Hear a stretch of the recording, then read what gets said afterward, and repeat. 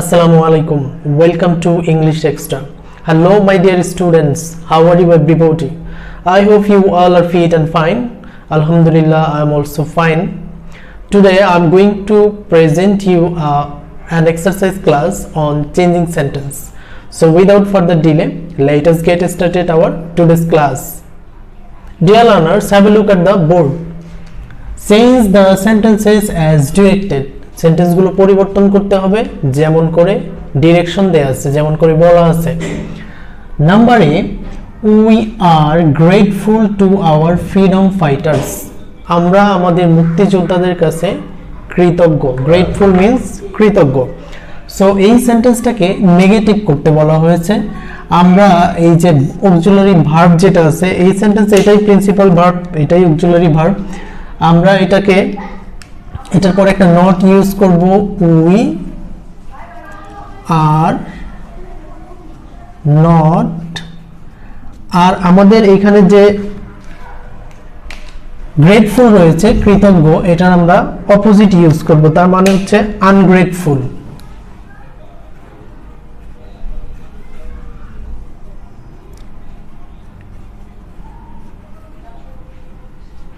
এরপর যা যা আছে তাই হবে টু আওয়ার ফ্রিডম ফাইটার্স।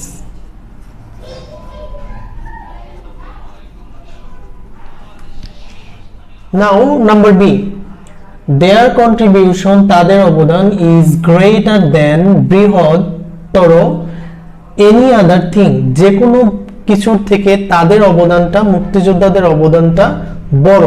এটা কম্পারেটিভ ডিগ্রি গ্রেটার এবং দেন আছে, সেই ডিগ্রিটাকে আমাদের পজিটিভে চেঞ্জ করতে হবে। তো আমাদের প্রথম দিকে যে কাজটা করতে হবে সেটা হচ্ছে দেন এনি আদার, এটা যদি থাকে তাহলে আমাদের এটা নো আদারের যে নিয়মটা রয়েছে পজিটিভ করার ক্ষেত্রে সেই নিয়মটা আমরা ফলো করব। তাহলে কি হবে, নো আদার, নো আদার, তারপরে এই ওয়ার্ডটা চলে আসবে থিং।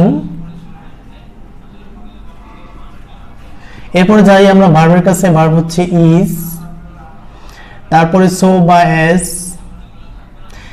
এরপর গ্রেটার, এটার সুপার পজিটিভ ফর্ম হবে গ্রেট, তারপরে হবে আবার এস, এরপরে সবার শেষে হচ্ছে আমাদের সাবজেক্ট, যেটা এই যে সাবজেক্টটা এটা হচ্ছে সবার শেষে যাবে। তাহলে কি হবে, দেয়ার কন্ট্রিবিউশন, কন্ট্রিবিউশন। তাহলে আমরা কি বুঝতে পারলাম যে এনি আদার থাকলে নো আদারের নিয়ম ফলো করতে হবে। সো নো আদার, তারপরে এই থিং ওয়ার্ডটা চলে আসবে থিং, তারপরে ভার্ব ইজ, তারপরে এখানে অ্যাজ বা সো পজিটিভ করার ক্ষেত্রে যেটা ইউজ করতে হয়, তারপরে গ্রেটার, এটার পজিটিভ হচ্ছে গ্রেট, তারপরে আবার এস, এরপরে হচ্ছে সবার শেষে সাবজেক্ট দেয়ার কন্ট্রিবিউশন। আশা করি তোমরা সবাই বুঝতে পেরেছো, অনেক ইজি একটা নিয়ম। এরপর দেখো number C, we got our independence, আমরা আমাদের স্বাধীনতা পেয়েছিলাম ফর দেয়ার স্যাক্রিফাইস, তাদের উৎসর্গের জন্য, তাদের আত্মত্যাগের জন্য। এই কাদের আত্মত্যাগ, আওয়ার ফ্রিডম ফাইটার্স, আমাদের মুক্তিযোদ্ধাদের। এটা হচ্ছে ইন্টারোগেটিভ করতে বলা হয়েছে। কোনো সেন্টেন্সকে যদি ইন্টারোগেটিভ করতে বলা হয় তাহলে আমাদের একই সাথে ইন্টারোগেটিভ প্লাস নেগেটিভ অর্থাৎ ইন্টারো নেগেটিভ করতে হবে। সো আমাদের এই সেন্টেন্সের মধ্যে প্রথমেই সার্চ করতে হবে যে অক্সিলারি কিংবা modal auxiliary, am, is, are, was, were, have, has, do, does, did, can, could, may, might, shall, should, will, would, এগুলোর কোনো একটা আছে কিনা। যদি থাকে সেগুলো তো আমরা নিয়ে আসবো। এখন এখানে খেয়াল করো, ভার্ব হচ্ছে গড। সো এখানে এই গড ছাড়া অন্য কোনো ভার্ব নাই। সো আমরা এখানে এটা বুঝতে পারলাম, এটা হচ্ছে পাস্ট ইনডিফিনিট টেন্স, যেহেতু গেটের past form god. So past indefinite tense যদি হয় সেই ক্ষেত্রে আমরা অক্সিলারি ভার্ব হিসেবে নিয়ে আসবো ডিড, ডিডেন্ট, তারপরে সাবজেক্ট উই, তারপরে এই গড যেটা লেখা আছে সেটা গেট হবে, কারণ ডিডটাই হচ্ছে পাস্ট ফর্ম। এক সেন্টেন্সে দুইবার পাস্ট ফর্ম ইউজ করা যায় না। তারপর যা যা আছে একদম ঠিকঠাক, আওয়ার ইন্ডিপেন্ডেন্স,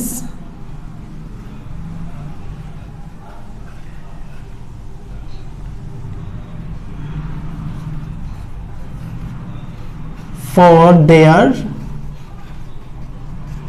স্যাক্রিফাইস, শেষে কি ইন্টারোগেটিভ সাইন। খেয়াল করো, কোন সেন্টেন্সকে যদি ইন্টারোগেটিভ করতে হয় তাহলে প্রথমে দিতে হবে অক্সিলারি ভার্ব এবং তার সাথে নট এর শর্ট ফর্মটা দিতে হবে ট্যাগ ফর্ম, যেটা আমরা ইউজ করি।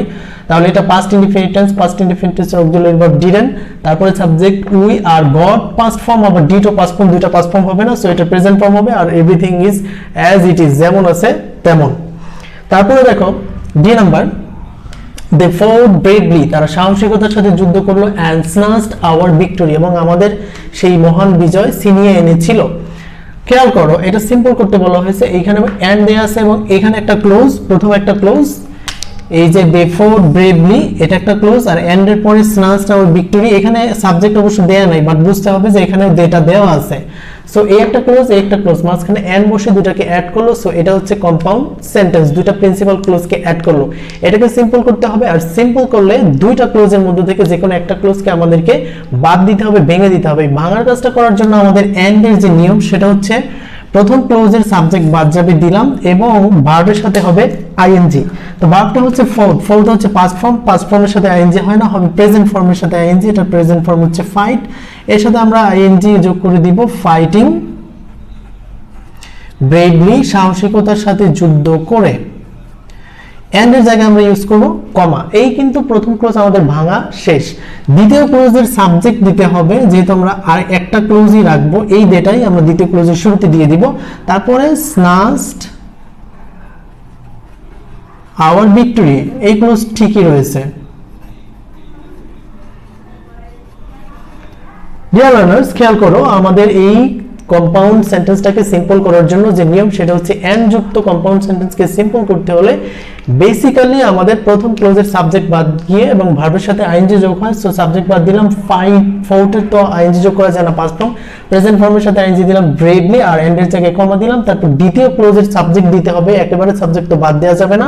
সো এই সাবজেক্টটা আমরা এখানে বসিয়ে দিলাম, তারপর ভার্ব থেকে নিয়ে বাকি অংশ লিখে দিলাম, হয়ে গেল simple. My dear learners, last সেন্টেন্সটা দেখো, though their weapons were ordinary, আমাদের মুক্তিযোদ্ধাদের যে যন্ত্রপাতিগুলো ছিল সেগুলো ছিল খুবই সাধারণ, যদিও তাদের যন্ত্রপাতিগুলো, তাদের অস্ত্রগুলো ছিল সাধারণ, তবু they had much courage in mind, তাদের মনের মধ্যে অনেক বেশি সাহস ছিল, শক্তি ছিল, যার ফলে আমরা in 1971 সালে we got our independence, আমরা আমাদের স্বাধীনতা পেয়েছিলাম। কেন পেয়েছিলাম? we had courage in our mind, আমাদের মনের মধ্যে অনেক শক্তি ছিল, আর সেই যে কারেজ, মনের শক্তিটাই হচ্ছে অনেক বেশি আমাদেরকে কাজের ক্ষেত্রে প্রেরণা যোগায় এবং এগিয়ে যাওয়ার জন্য অনেক হেল্প করে। সো এই সেন্টেন্সটাকে কম্পাউন্ড করতে বলা হয়েছে। সেন্টেন্সটা হচ্ছে দো দিয়ে শুরু আর দুইটা ক্লোজ আছে, একটা সাবঅর্ডিনেট আর একটা প্রিন্সিপাল। সাবঅর্ডিনেট আর প্রিন্সিপাল যখন মিলে একত্রিত হয়ে একটা সেন্টেন্স গঠন করে সেই সেন্টেন্সটাকে বলা হয় সিম্পল সেন্টেন্স। আর এই টাইপের কমপ্লেক্স সেন্টেন্স, আর এই কমপ্লেক্স সেন্টেন্সকে যদি কম্পাউন্ড করতে হয় এটা হচ্ছে অ্যাজ ইজি অ্যাজ ওয়াটার, পানির মতো সহজ। পানির মতো সহজ কিভাবে আমি সেটা বলছি। এই যে দো অলদো আমাদের রয়েছে, সেই দো অলদো যেখানেই থাকুক সেটা আমাদেরকে প্রথমে বাদ দিতে হবে, আমরা বাদ দিলাম। আর এখানে যে কমা রয়েছে সেই কমার জায়গাতে হবে বাট, তাহলে হয়ে গেল দুইটাই প্রিন্সিপাল ক্লোজ, আর দুইটাকে বাদ দিয়ে যুক্ত করা হলো, হয়ে গেল কম্পাউন্ড। সো আমরা লিখি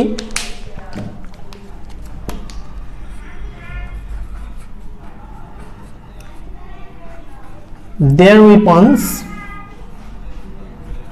were ordinary, এটা একটা প্রিন্সিপাল ক্লোজ। বাট কিন্তু পরবর্তী আরেকটা প্রিন্সিপাল ক্লোজ আছে, আমরা সেটা লিখে দিব, they had courage in mind, মনের মধ্যে সাহস ছিল, হয়ে গেল কম্পাউন্ড। প্রথম ক্লোজ প্রিন্সিপাল, দ্বিতীয় ক্লোজ প্রিন্সিপাল, দুই প্রিন্সিপালকে বাদ দিয়ে অ্যাড করা হলো, আর এই সেন্টেন্সটাই হয়ে গেল compound sentence. My dear learners, this is all from me in my today's class. I hope you have enjoyed the class. If you face any kind of problem, please let me know in the comment section. Hope to see you soon in the next class with another topic. Till then, take care. Allah Hafiz.